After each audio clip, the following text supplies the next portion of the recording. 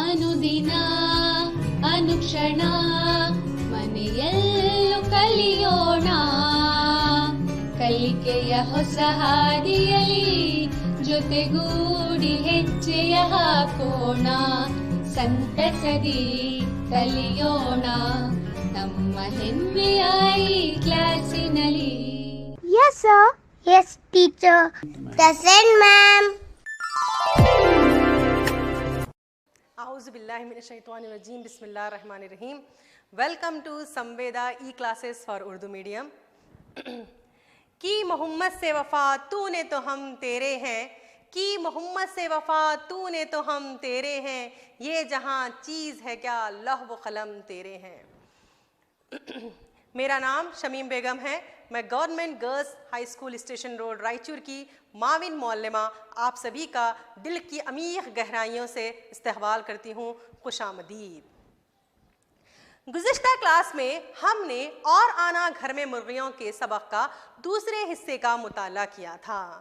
हमने क्या क्या पढ़ा था? गुज़िश्ता क्लास में हमने पढ़ा था कि मुर्गियों की वजह से मुसन्निफ़ का चैन और सुकून छिन गया था. आपने देखा होगा कि किस तरह से मुसन्निफ़ के दोस्त के राज़ी करने पर मुसन्निफ़ ने अपने घर मुर्गियों को ले आए और उन मुर्गियों की वजह से घर में गंदगी फैल गई.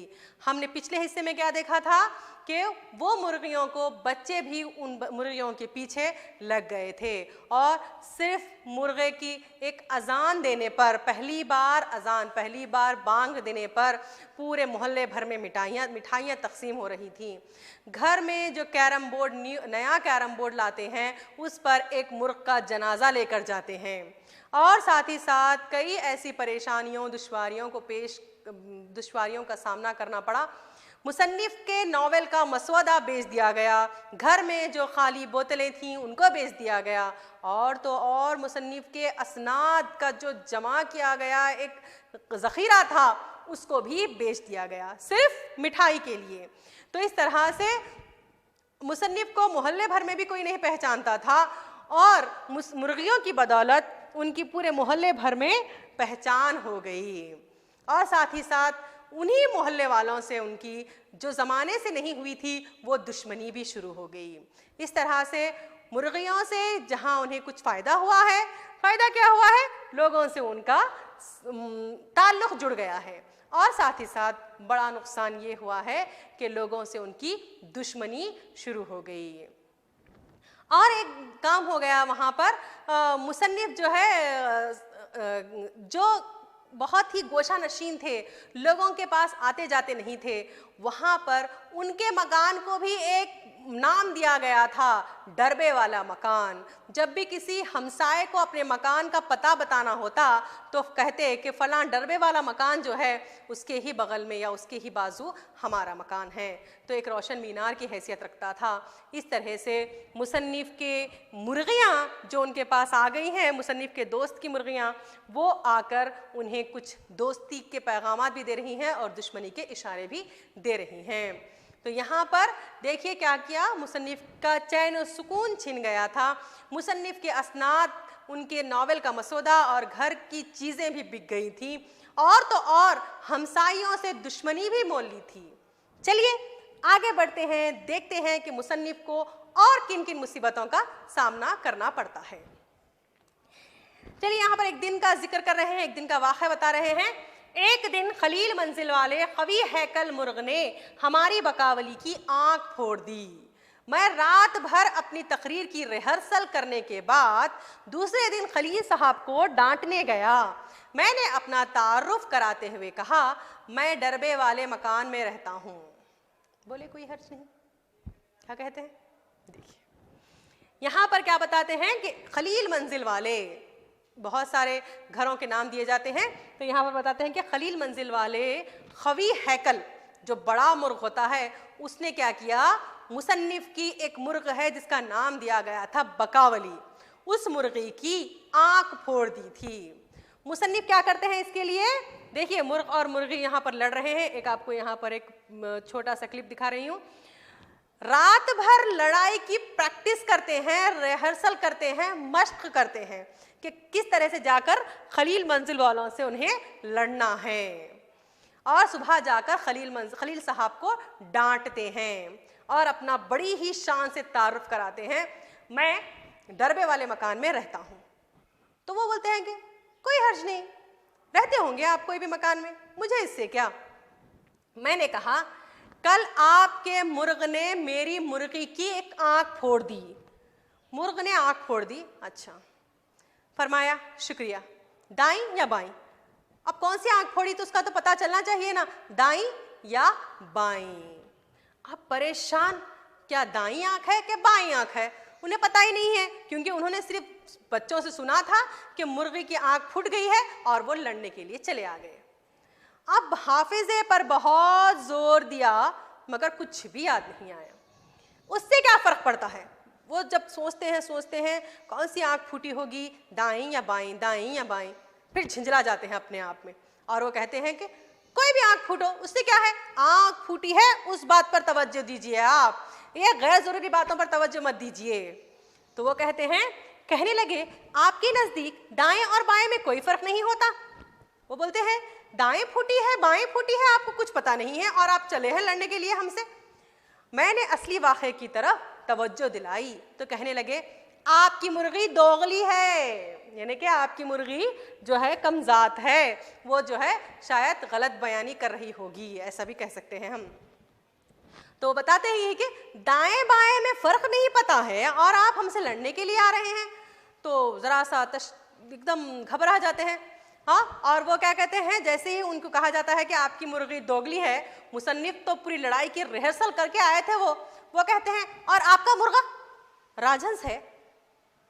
मैंने बात काट के कहा, वो एकदम तड़प कर बोले आप मुझे बुरा भला कह लीजिए, मुर्ग तक क्यों जाते हो? क्योंकि यहाँ पर देखिए बड़े बड़े लोग हैं, बड़ी बड़ी उनका ओहदा है, लेकिन यहाँ पर मुर्गियों के लिए लड़ रहे हैं, तौबा है। तो यहाँ पर क्या कहते हैं कि जब वो बताते हैं कि आपका मुर्गा राजहंस है, तो बोलते हैं कि क्या आप मुझे बुरा भला कह लीजिए लेकिन मेरे मुर्गे को राजहंस मत कीजिए। तो इस तरह से बहुत सी लड़ाइयाँ होती हैं। गर्ज के जुल्म व ज़्यादती के खिलाफ जब भी आवाज़ उठाई, अपनी रही सही औकात भी ख़राब कराई। जब भी उन्होंने जुल्म व ज़्यादती, यानी कि जब भी कोई मार रहा है, मुर्गियों को मारता है, बहरहाल ये उनके लिए यही लग रहा है कि मुर्गियों की ज़्यादती हो रही है, उसको जब भी उन्होंने उसको रोकने की कोशिश की तो वहाँ पर उनकी ही औकात ख़राब हो गई, उनकी ही इज्जत मिट्टी में मिल गई। अगरचे बारहा रानी खेत वबा आई और आन की आन में डरबे साफ कर गई। रानी खेत वबा एक बीमारी है, जैसे कि अब हम लोग हाल ही में कोरोना जैसी बीमारी से हम लोग जूझ रहे हैं, तो वैसी ही रानी खेत बीमारी जो है मुर्गियों की बीमारी है। एक मुर्गी को अगर लग गई तो ऐसे ही मुताद्दी बीमारी की जैसा फैलते फैलते वो सारे मुर्गियों की जान लेके ही छोड़ती है वो। तो उन्होंने देखा कि रानी खेत की वबा आई है और कई दूसरे लोगों के डरबे यानी कि सारी की सारी मुर्गियां उनकी मर गईं। लेकिन अल्लाह की रहमत से हमेशा हमारी मुर्गियां हर दफ़ा महफूज रहीं। इनकी मुसन्निफ की मुर्गियों को कभी कुछ नहीं हुआ और वो हमेशा की तरह महफूज रहीं। मगर आए दिन की रकाबतें और रंजिशें रानी खेत से भी ज़्यादा जानलेवा साबित हुई और ये कुज़िया रफ्ता रफ्ता यूँ तय हुआ कि मुर्गियाँ तो पड़ोसी के कुत्ते खा गए और उनसे जो बच रही उनको पड़ोसी खा गए। क्या हुआ है देखिए मुर्गियों के साथ, उनकी जो दुश्मनी थी वो आते आते आते बहुत ज़्यादा बढ़ गई। रानी खेत से भी ज़्यादा वो मुज़िर साबित हुई और जानलेवा साबित हुई। ऐसा हुआ कि मुर्गियाँ क्या कर रहे थे, कुछ तो मुर्गियाँ जो है ना कुत्ते खा रहे थे पड़ोसियों के, और अगर पड़ोसियों के कुत्तों से कोई मुर्गियाँ बच जा रही थी उनको पड़ोसी खा गए थे।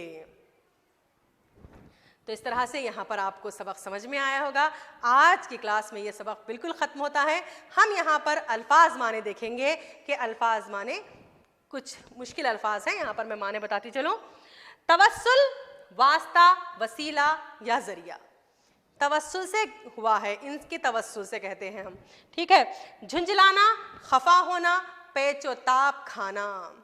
दोगली, कम जात, कम असल या मिली जुली नस्ल को कहते हैं। रानी खेत मुर्गियों की एक जानलेवा बीमारी, रिखाबत, दुश्मनी, खुजिया यानी कि झगड़ा या फसाद। चलिए यहाँ पर हम अब सवाल जवाब की तरफ चलते हैं। 2 या 3 जुमलों में जवाब लिखिए। हम पिछली क्लास में 1 जुमले के जवाब देखे थे, यहाँ पर हम 2 या 3 जुमलों में जवाब लिखिए, इस पर नजर डालते हैं। मुसन्निफ के दोस्त ने मुर्गबानी को किस तरह मुफीद बताया। सबक में आप पढ़ चुके हैं कि किस तरह से, पहले ही हिस्से में हम देख चुके थे कि किस तरह से मुसन्निफ के दोस्त ने उन्हें राजी करवाया था कि मुर्गियां पालना कितना फ़ायदेमंद होता है। तो हम आप लोगों ने जवाब सोच के रखा होगा, मैं आपको यहाँ पर जवाब बताऊंगी। मुसन्निफ के दोस्त ने मुर्गियों को पालने का बहुत फ़ायदा बताया। उन्होंने कहा कि अगर 2 मुर्गियों से मुर्गबानी शुरू की जाए तो मुर्गियों की तादाद बढ़ते बढ़ते 3 साल में 3,37,50,000 तक पहुंच जाएगी। एक ऐसी रकम, ऐसी तादाद बोलते हैं कि होश उड़ जाना। करोड़ों में जब तादाद गिनते हैं मुर्गियों की तो मुसन्निफ के तो वाकई होश उड़ जाते हैं और वो सोचते हैं यहाँ तो फ़ायदा ही फ़ायदा है। हाँ, तो इस तरह से मुर्गियों को पालना उन्हें फ़ायदेमंद मालूम होता है। अगला सवाल देखेंगे। मुर्गियाँ पालने वाले को उनके रिस्क की फ़िक्र क्यों नहीं होती। आप लोग देखे होंगे कि मुर्गियां पालने के वाले को रिस्क फिक्र नहीं होती है। वजह क्या है? मुर्गियों को बाहर छोड़ दिया जाता है या आपका घर का बचा कुचा खाना वगैरह डाल दीजिए आप और वही वो चुगने लगती हैं, खाने लगती हैं। क्योंकि मुर्गियों की खूबी यही है कि वो अपना रिस्क खुद तलाश करती हैं। दाना, दुनका, कीड़े मकोड़े, कंकर पत्थर चुग कर अपना पेट भर लेती है। वो किसी पर मुनहसिर नहीं है। अल्लाह ताला उनको रिस्क देता है और वो रिस्क खुद तलाश करके खा लेती हैं। अगला सवाल देखेंगे हम। मुसन्निफ के दोस्त ने किस वजह से अपनी मुर्गियां उनके पास भेजी। ये सवाल का जवाब बहुत आसानी से मिल जाता है। क्या है देखेंगे हम। मुसन्निफ के घर में कुछ ससुराली रिश्तेदार आने वाले थे और उनका मकान बहुत छोटा था, इसलिए मुसन्निफ के दोस्त ने अपनी मुर्गियां उनके पास भेजी। क्योंकि उनका मकान छोटा था और ससुराली रिश्तेदार, मुर्गियां, सभी को उसमें समाना बहुत मुश्किल था, इसीलिए वो क्या करना चाह रहे थे, मुसन्निफ को इस बात के लिए राज़ी कराते हैं कि आप मेरी मुर्गियों को अपने पास रखिए ताकि मैं अपने ससुराली रिश्तेदारों की थोड़ा अच्छी तरह से खातिर तवाज़ी कर सकूं। अगला सवाल देखेंगे हम यहाँ पर। बच्चों ने मुर्गियों के नाम किन लोगों के नाम पर रखे थे। बच्चों ने हर एक मुर्ग का अलहदा नाम रख छोड़ा था। अक्सर के नाम साबिक लीडरों और घर के बुजुर्गों पर रखे थे। तो यहाँ पर बच्चे क्या किए थे, कुछ लीडर होते हैं जो उन्हें बहुत पसंद होते हैं, कुछ लीडर्स ऐसे होते हैं जो उन्हें नापसंद होते हैं।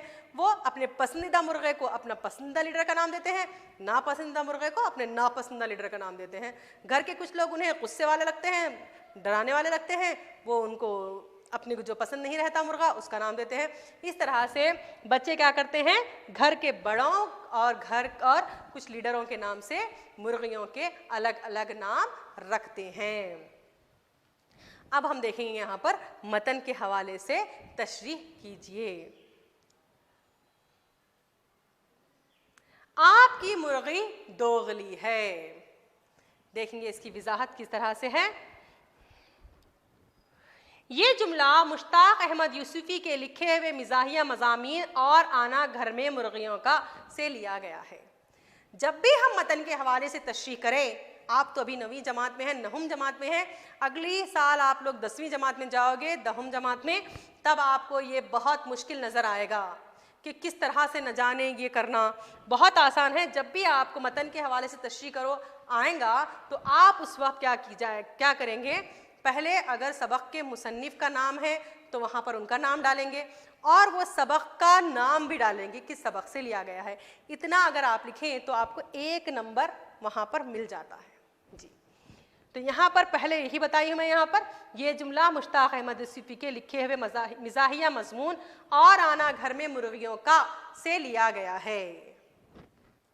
उसके बाद हमें यहाँ पर यह बताना होता है कि जुमला किसने कहा है, किससे कहा है, कब कहा है। ठीक है, इस जुमले को खलील मंजिल वाले खलील मियाँ ने मुसन्निफ से उस वक्त कहा जब उन्हें याद नहीं था कि उनके मुर्ग ने मुसन्निफ की मुर्गी की कौन सी आँख फोड़ दी। तो इस तरह से इस जुमले को किसने कहा है? मुसन्निफ के जो खलील मियाँ के पास जब मुसन्निफ लड़ने गए थे खलील मंजिल, तो खलील मंजिल वाले ने कहा कि आपको पता ही नहीं है कि कौन सी मुर्गी की कौन सी आँख फोड़ी है। तो वो कहते हैं कि आपकी मुर्गी दोगली है। चलिए हम आप यहाँ पर दूसरे मतन के हवाले की तरफ चलते हैं। यहाँ पर है मैं डरबे वाले मकान में रहता हूँ। तो यहाँ पर भी मैं आपको बता चुकी हूँ कि किस तरह से हम जुमले की वजाहत करना है। ये जुमला मुश्ताक अहमद यूसुफी के लिखे हुए मिजाहिया मजमून और आना घर में मुर्गियों का से लिया गया है। 1 नंबर मिल गया, ठीक है। हाँ, इस जुमले को मुसन्निफ ने खलील मंजिल वाले से अपना तारुफ कराते हुए कहा। खलील मंजिल वाले खलील मियाँ हैं, उनको तारुफ कराते हुए कहते हैं कि मैं क्या करता हूँ, मैं कहाँ रहता हूँ? डरबे वाले मकान में रहता हूँ। अगला देखेंगे हम, और आपका मुर्गा राजहंस है।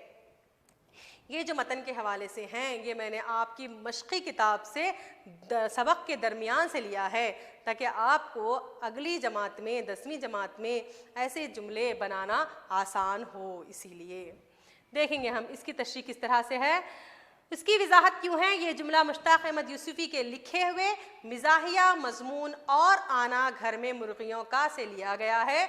इस जुमले को मुसन्निफ ने खलील मंजिल वाले से उस वक्त कहा जब उन्होंने उनकी मुर्गी को दोगली कहा था।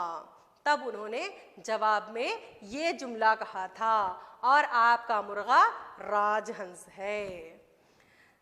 चलिए अगला जुमला देखेंगे। आप मुझे बुरा भला कह लीजिए, मुर्ग तक क्यों जाते हैं? जी चलिए इसकी तशरीह देखेंगे।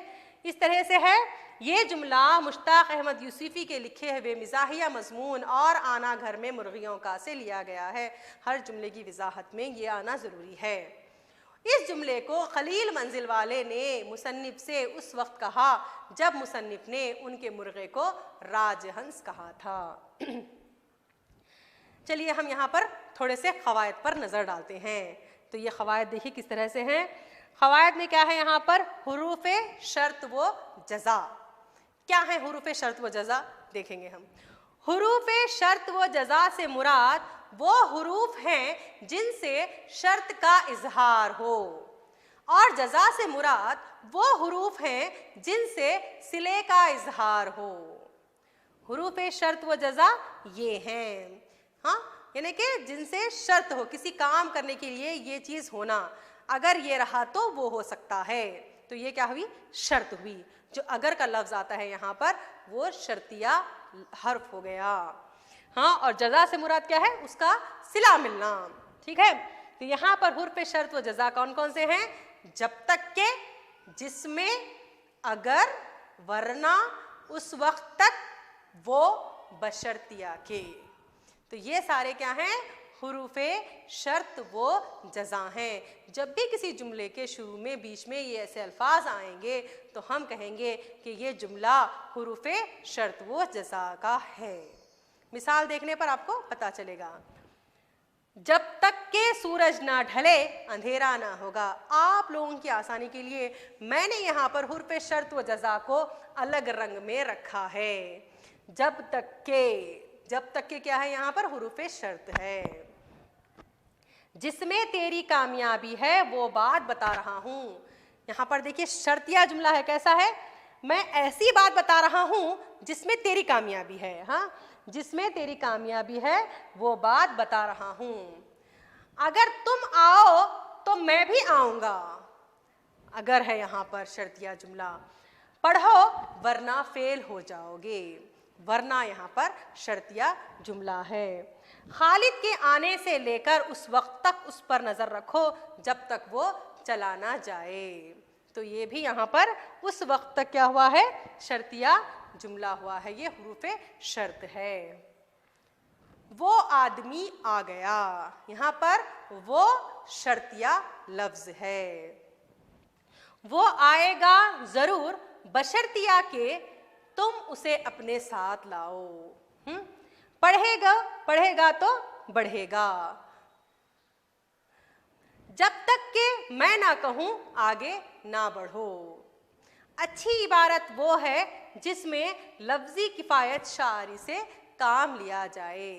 तो इस तरह से इतने जुमले जो आपने अभी देखे, ये सारे के सारे जुमले हुरूफ़े शर्त व जज़ा को जाहिर करते हैं। तो अब आपको घर का काम भी चाहिए। हाँ, घर बैठे हैं तो अच्छा से घर का काम कीजिए। मुख्तलिफ़ किस्म की मुर्गियों की तस्वीर इकट्ठा कीजिए। बड़ा ही दिलचस्प मैंने आपको होमवर्क दिया है। क्या है ये?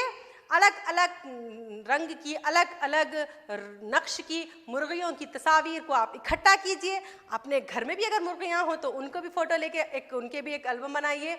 और अगर आपको बाहर भी तस्वीर मिल रही हैं, कहीं अखबार में होती हैं, कोई रिसाले में होती हैं, वो तस्वीर को कट कीजिए। आप काट कर एक अच्छा सा एक एल्बम बनाइए। वाइट सफ़ा होता ना, सफ़ेद वाइट पेपर लेकर उसको वहाँ पर वो फ़ोटो चिपका कीजिए और उसका एक एल्बम बनाइए।